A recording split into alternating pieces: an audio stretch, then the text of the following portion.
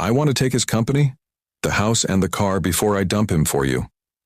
That was the message Benjamin Walker accidentally read on his wife's phone one quiet morning before work. A message she had sent to her ex, planning to destroy the man who gave her everything. What she didn't know was that Benjamin had already forwarded those messages to his attorney and erased every trace of it from her phone. The storm that followed it ended her world. Viewers, imagine discovering your partner's betrayal written out in plain words. Would you confront them immediately or plan your revenge in silence? Let's talk in the comments. For 3 years, Benjamin Walker had believed in a simple contract: love, hard work, and a quiet life built together. He had put sweat into a tech company, signed the mortgage for a house he imagined his children would grow up in, and married Mandy because she made him feel seen. Their mornings had been rituals: coffee, a kiss, the small joke that softened the day. That morning began the same. Light slanted through the blinds. Benjamin was straightening his shirt when Mandy's phone on the nightstand buzzed. The sound was ordinary. He told himself to ignore it. He told himself privacy was sacred. But his thumb moved before his reasoning did. He picked up the phone, a casual motion that would become the pivot of his life. A single message flashed, 2 sharp words. Do it fast. The sender's number was unsaved. Benjamin's chest tightened as he scrolled upward. The previous messages spilled out, not to him, but to her ex. The line that hollowed him read, I want to take his company, the house and the car before I dump him for you. He stood there, the phone warm in his hand while water sang behind the door. Mandy's humming threaded through the tiles. He read the line again, as if repetition might erase the meaning. It did not. Benjamin's fingers were steady, but his mind accelerated. He did the thing that would define the next weeks. He forwarded the screenshots, stamped with time and contact, to his attorney's secure address. Then, without a glance, he deleted the sent message from his phone. The trail between him and his lawyer removed as if he had never reached for help. The deletion felt small, but it insulated the next moves he would make. He replaced the phone on the nightstand as if nothing had happened. When Mandy came out, toweling her hair, she smiled at him in the old, effortless way. You leaving early? She asked. Yeah, big meeting, he said, and kissed her forehead. The kiss was a courtesy. The face he wore was engineered calm. He walked out the door with the same tie he always wore, but with a different resolve. On the drive to the office, the city slid past. Glass facades, traffic lights, a dog walker. But Benjamin didn't see them. He replayed the words, mapping out where his assets stood, what could be quietly secured, who could be trusted. The man who had been content to build and protect had switched modes. There would be no confrontation at breakfast. There would be silence, planning, and execution. He had saved his evidence and erased the immediate proof of his outreach. That surgical deletion was the first corner he cut toward a larger plan. If Mandy thought the text was a casual plot she could rehearse with her ex, she hadn't accounted for the kind of quiet Benjamin was about to become very deliberately. Benjamin Walker had always believed that silence was underrated. Now it became his weapon. That day at work, he sat in his office overlooking downtown, a skyline he once viewed with pride. His assistant, Marissa, briefed him about a client presentation, but her words faded into background noise. Benjamin's mind was elsewhere, replaying Mandy's messages like a broken record. I want to take his company, the house, the car. It echoed behind every breath. But instead of rage, a strange calm settled over him. Rage was sloppy. Silence was strategic. He closed his laptop and reached for his phone. His lawyer, Tom Grayson, was the only person who could know. Tom had handled Benjamin's contracts since the early days of the company. He was discreet, calculating, and loyal. Benjamin texted him from a different number he kept for emergencies. Check your email. Don't respond. Face-to-face tomorrow morning. Alone. Then he deleted that message too. The rest of the day, Benjamin played the part of the devoted husband. When Mandy called that afternoon, her voice was sugary as ever. "Dinner tonight? I was thinking Italian." He smiled through the phone. "Perfect. My favorite." Every word felt like sandpaper in his throat, but he said it anyway. He wanted her to believe nothing had changed, because for his plan to work, she couldn't suspect a thing. That night, over wine and pasta, she laughed, told him about her yoga friends and how stressful her week had been. Benjamin watched her lips move and nodded at the right times. Inside, he was memorizing every word, every lie, every twitch. He caught her checking her phone once, smiling faintly at a notification she quickly dismissed. Benjamin sipped his drink, eyes soft but mind razor sharp. By midnight, when Mandy drifted to sleep, Benjamin was wide awake. He slipped out of bed, sat in his study, and began the quiet phase of his war. He started by securing his empire. His company's main account was moved into a new LLC under a trustee's name. He locked down his digital passwords, transferred sensitive assets offshore, and restructured ownership documents to protect everything he'd built. He moved efficiently, methodically, as if years of business strategy had trained him for this moment. Every decision came with the same thought: she'll never see it coming. Before dawn, he placed one more call, this time to an old friend, Liam, a cybersecurity expert. "I need a mirror on a phone," Benjamin said flatly. Discreet, no trace. Liam hesitated. "That's your wife's phone, isn't it?" Benjamin didn't answer. He didn't have to. The silence was confirmation enough. By sunrise, Liam had the clone app ready. When Mandy left for her yoga class that morning, Benjamin followed her to the cafe where she always stopped first. As she laughed with her friends, her cloned messages began appearing on Benjamin's screen, one by one. And just like that, the truth unfolded, line after line, lie after lie, each one recorded, archived, and time-stamped. Benjamin smiled faintly to himself. The trap had just been set.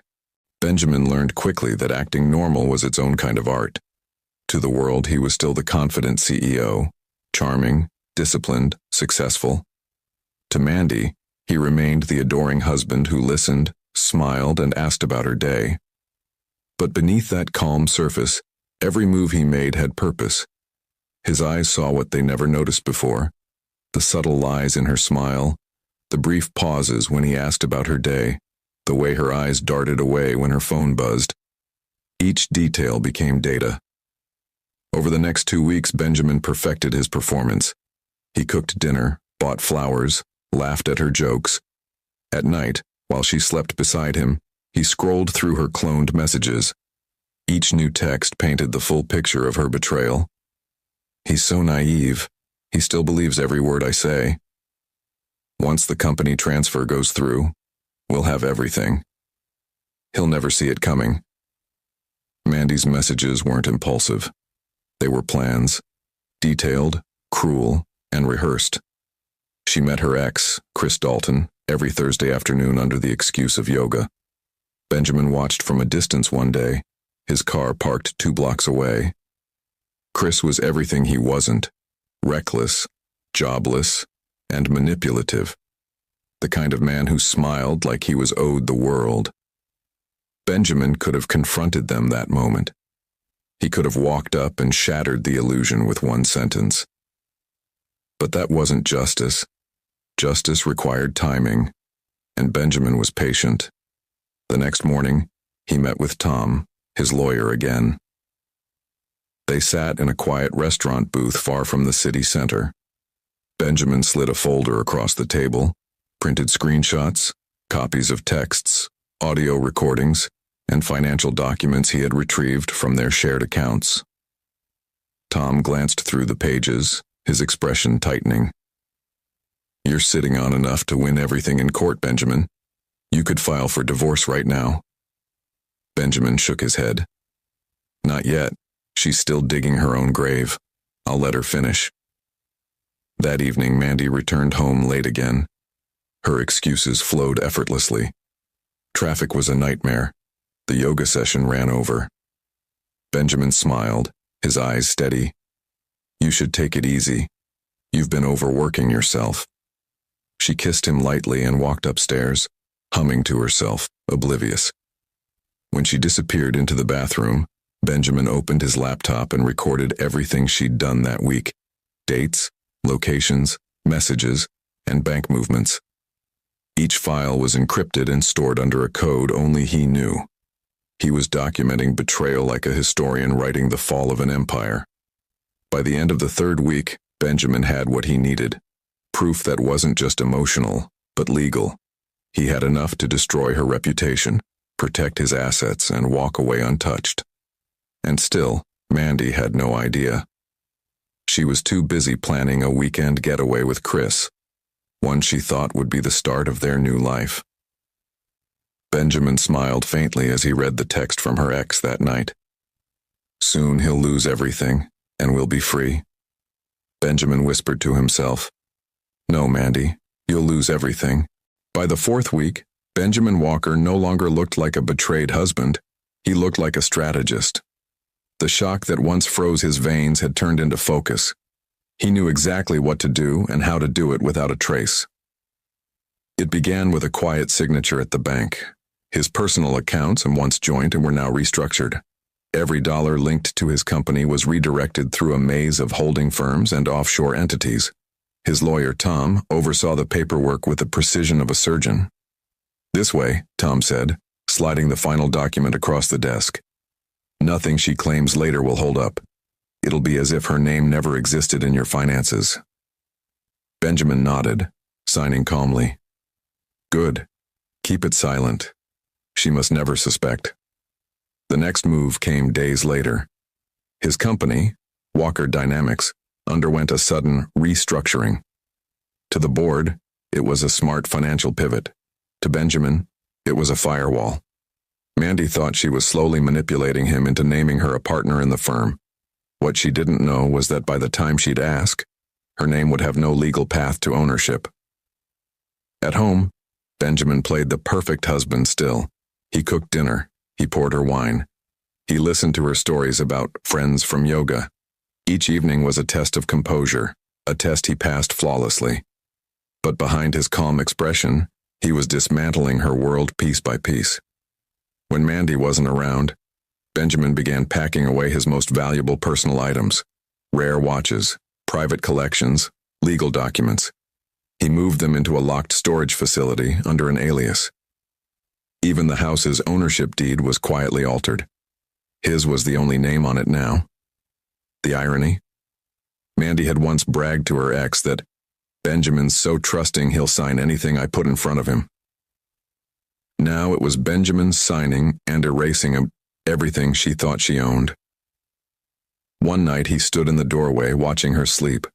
She looked peaceful, completely unaware that her empire of lies was collapsing beneath her. The next morning, while she was at her Pilates class, Benjamin met again with Liam, the cybersecurity expert. Together they traced her phone's activity, the calls, the messages, the social media exchanges. Everything led to Chris Dalton.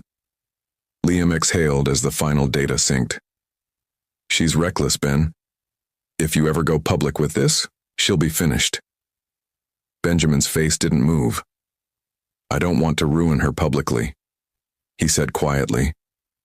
I just want to make sure she learns what loss feels like. By the time Mandy came home that evening, Benjamin had already listed their house for sale under a private real estate trust.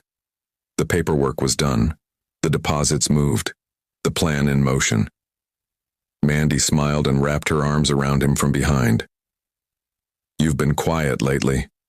Everything okay? Benjamin turned to her with a faint smile. Everything's perfect. She laughed softly and walked away, not knowing those were the last days she would ever call that house home. The fifth week began like any other, but for Benjamin, every second was calibrated. He'd built his plan quietly, layer by layer. And now, all he had to do was wait for Mandy to make her move. She didn't disappoint. It was a Thursday evening. Mandy was dressed elegantly. White blouse, tailored skirt, heels that clicked confidently on the hardwood floor. She looked radiant, the kind of beauty that once made Benjamin forget the world. But now, every detail of her polish only reminded him how perfectly she'd rehearsed her lies. "I'll be out for a few hours," she said, picking up her purse. "Board meeting with the Charity Foundation." Benjamin smiled faintly. "Of course. Drive safe." He knew exactly where she was going. Not to a board meeting, but to Chris Dalton's apartment. Through the cloned phone, he had read their messages that morning. Mandy. "Tonight's the night. I'll get him to sign the equity transfer." Chris. "Good. Once that's done, we can start fresh." Benjamin had chuckled when he saw it. The company she thought she was stealing no longer existed under her husband's name. The equity transfer documents she was preparing would be legally worthless. As soon as she left, Benjamin followed, not to interfere, but to watch. He parked across from the dimly lit apartment complex where her ex lived. Through the window, he saw them, Mandy and Chris, laughing, kissing, drinking wine. It should have hurt, but it didn't. Not anymore. The love had already been drained out, replaced with something colder and sharper. From his car, Benjamin recorded a few short clips, not for vengeance, but for proof. Then he left quietly before they ever noticed. The next day, Mandy returned home glowing. "The meeting went great," she said, leaning in to kiss him. Her perfume lingered too long, her lie even longer. Benjamin smiled. "I'm proud of you." Later that evening, she casually mentioned something new. "I've been thinking, maybe it's time we put my name on some of the business documents. You know, to make things easier if anything ever happens." Benjamin looked at her for a moment, then nodded slowly. "Sure. Let's talk about it next week. I'll have Tom prepare everything." She lit up. "You're the best, Ben." But that night, Benjamin called Tom. "Next week I'll be gone," he said. "Make sure she gets served." Tom's voice was calm. "Are you sure you're ready?" Benjamin's tone didn't waver. "I was ready the day I opened that message." The next few days moved fast. Mandy grew bolder, logging into Benjamin's business emails, making small transfers, copying confidential files onto a USB drive she thought he didn't notice. Each move was monitored, documented, and time-stamped. She thought she was building leverage, but all she was building was her own evidence file. And then, without warning, Benjamin made his final move. He quietly signed the sale documents for their house, the one Mandy had promised her ex she'd soon own. By the time she realized it was gone, it would be too late. By Friday afternoon, Benjamin Walker was gone. The house was no longer his home. It was a monument to betrayal he'd finally walked away from. His final act that morning had been a quiet one, signing over the last of his holdings to the new trust his lawyer created and changing the locks.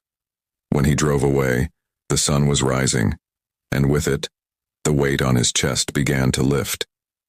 He didn't need revenge through chaos. Silence would be louder. Meanwhile, Mandy was still living in her illusion. To her, everything was going perfectly. She had convinced herself Benjamin was clueless, that he would soon sign the final business documents, giving her indirect control of the company. That evening, she returned home from her brunch with the girls, humming to herself, her designer sunglasses catching the last light of sunset. Her phone buzzed. "Chris." "I told you," she whispered into the phone, smiling. "It's all falling into place. Just give me another week and I'll be out of here with everything." She ended the call, stepped out of the car, and walked toward the front door. But something was off. The lights inside were off, completely dark, the curtains drawn. She frowned, sliding her key into the lock. It didn't turn. She tried again, harder this time, then moved to the second lock. Still nothing. Her chest tightened. "What the hell?" Then, a voice behind her. "Mrs. Walker." She turned sharply. A tall man in a tailored gray suit stood by a black Mercedes parked at the curb. He held a large white envelope in one hand, a small clipboard in the other. "Yes," she replied warily. He gave a polite nod. "I'm Mr. Collins from the law offices of Grayson Green. I'm here on behalf of your husband." Mandy blinked. My husband? What's this about? He extended the envelope.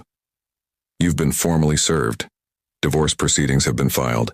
Please sign for acknowledgement. Her hand trembled as she took the envelope, signing the clipboard without thinking. When she looked up again, the man had already turned and walked away, his footsteps fading into the night. Mandy stood frozen on the porch. Slowly, she tore the seal open. Inside were thick legal documents, divorce papers, property transfer notices, and attached evidence exhibits. Her eyes darted over the first page, then the next, until she reached a familiar message printed in bold black ink. I want to take his company, the house and the car, before I dump him for you. It was her own text, stamped, filed, and signed. The pages slipped from her shaking hands onto the doormat. She tried the door again, pounding this time, yelling Benjamin's name, but the house didn't answer. Only silence. The locks had been changed. The home was no longer hers. Her empire of deceit had crumbled in a single afternoon, served to her on paper with no one left to beg. Mandy sat in her car for what felt like hours, staring at the locked house that no longer belonged to her. The night wind howled through the trees, rattling the porch light above the door. She had called Benjamin's number over 20 times. Each one went straight to voicemail. The guard stood a few feet away, arms folded, polite but firm. Ma'am, please, he said gently. You'll need to leave now. We can't have anyone loitering on the property. She turned to him, her voice trembling. This is my house. You don't understand. Ma'am, he interrupted softly. I'm sorry. Mr. Walker's orders were clear. You no longer have residence here. Her knees weakened, and she stumbled toward her car. The papers, divorce filings, evidence exhibits, lay scattered on the passenger seat. She gripped the steering wheel tightly, her tears blurring the dashboard lights. There was only one person she could think of. One person she thought would help her. Chris. She started the car and sped into the night. The drive was long and quiet, the city lights fading behind her. Her mind ran wild. Surely Chris would take her in. After all, this was all for him. Every lie, every plan, every word she'd whispered into his ear was for their future. When she pulled up in front of his apartment building, she didn't even bother to fix her makeup. Her mascara had already bled down her cheeks. She rushed up the steps and banged on his door. After a moment, the door opened. Chris stood there in sweatpants, holding a beer bottle, his face tightening when he saw her. Mandy, he said flatly, what are you doing here? Her voice cracked as she spoke. Chris, please. Everything's falling apart. Benjamin found out. He took everything. The house, the money, the company. I have nowhere to go. He leaned against the doorframe, frowning. What do you mean he took everything? She stepped closer, desperate. I did all of this for us. I was going to leave him once it was done. You said you wanted to start over. Chris raised a hand, stopping her. That was before this became whatever this is. I didn't think you'd actually blow things up like this. Mandy froze. Chris, please, just let me stay tonight. I need time to think. He shook his head. No, Mandy, I can't. You shouldn't have come here. Her lips trembled. I did all this for you. He told her. But I didn't ask you to mess things up this way. You did that yourself. The door began to close slowly. Chris, she shouted, her voice cracking. Please, I have nowhere else.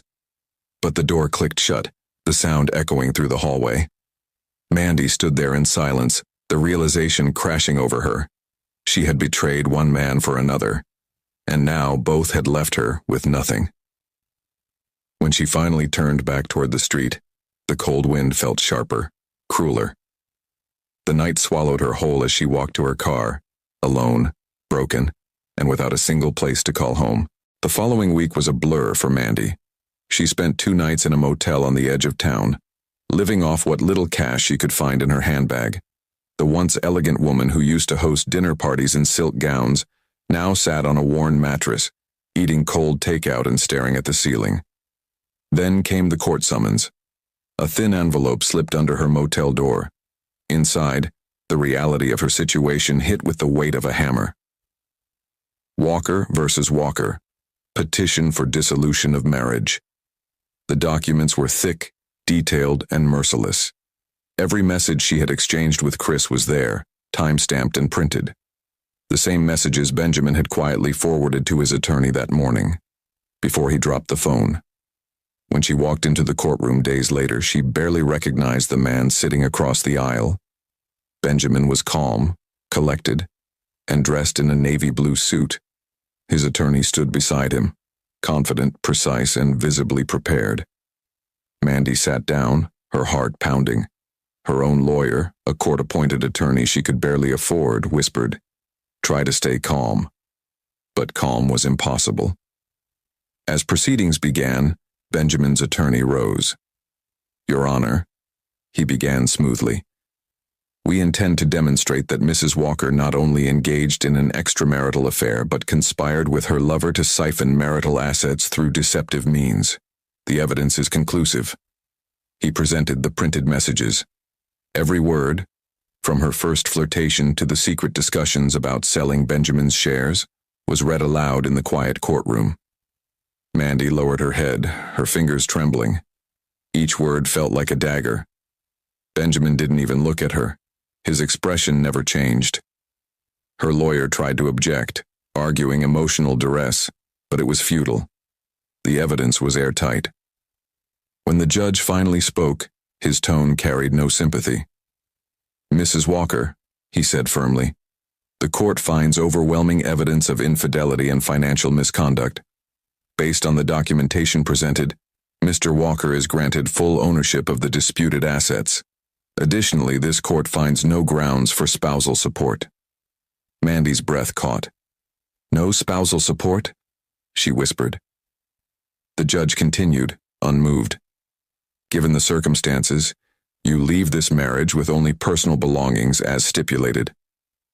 Benjamin's attorney thanked the court and began packing his files. Benjamin stood, buttoning his jacket. For the first time he looked at her, not with anger but with a kind of calm finality. There was no victory in his eyes, just closure.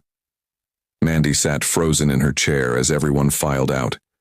Her world, the house, the marriage, the comfort, had collapsed into dust. When she finally stepped outside, the bright sunlight felt harsh, almost mocking. Benjamin walked past her, his lawyer beside him. He didn't stop, didn't say a word. And in that silence, Mandy realized something she'd never felt before. It wasn't anger or shame. It was the cold, hollow ache of being truly forgotten. Weeks slipped into months, and the fever of the scandal cooled into a quiet that felt almost obscene. The house that had once echoed with Mandy's laughter now hummed with the low comfort of an honest life. Benjamin had returned, not in triumph, but to settle the pieces into a quieter shape. Work, garden, mornings that belonged only to him. He removed traces of a life that had turned false, framed photographs tucked away, scented candles replaced, the little notes on the fridge gone. In their place, he left order and small rituals that steadied him, brewing coffee at dawn, answering emails without distraction, walking the perimeter of the yard, feeling something like relief beneath his ribs. At the office, he moved differently. There was no gloating in his posture, no sharpness in his speech. Instead, staff noticed an economy of motion and a new reserve of focus. He invested the way he had always done, calmly, deliberately. When Tom called to confirm the final transfers, Benjamin listened, then said simply, "Let's close this chapter." Mandy's life shrank in ways she hadn't forecast. The car was gone, repossessed after a handful of missed payments. Friends who had cheered her schemes fell away like loose leaves. She couldn't walk into salons or restaurants with the same entitlement. Whispers followed her footsteps. The boutique job she found paid barely enough for rent in a small room above a laundromat. She learned the city in fragments, the cold hum of buses, the echo of subway stations at night. the ache of trudging through neighborhoods she once only used as shortcuts. She could no longer drive past Benjamin's house in faux bravado. Instead, there were nights she stood across the avenue under a sodium lamp, hands shoved into her coat pockets, watching the warm light leak from the living room windows. There was no dramatic confrontation, no last plea. She had wanted him to lose everything. Instead, she found herself stripped of what mattered most: connection, trust, the small dignity of being seen as someone who mattered. The public verdict had been worse than private shame. It was being erased from the life of a man who had loved her, and discovering that her vengeance left her utterly alone. Benjamin did not gloat. He did not parade his victory. He rebuilt slowly. He learned to enjoy quiet mornings again, to travel without the weight of deceit. Months later, he left for a short trip into the mountains. No grand escape, just a deliberate step away to let a wound finish closing. When people asked him about it, he said, "It taught me how fragile trust can be, and how important it is to protect what you build." He spoke without bitterness, only with the clear-eyed lessons of someone who had been burned and refused to be consumed. Mandy never returned to the life she'd imagined with Chris. She learned to live with the small, sharpened regret of having traded a secure love for an imagined freedom that evaporated the moment she tried to seize it. Some nights she would fold shirts at the boutique and think of how simple honesty might have saved everything.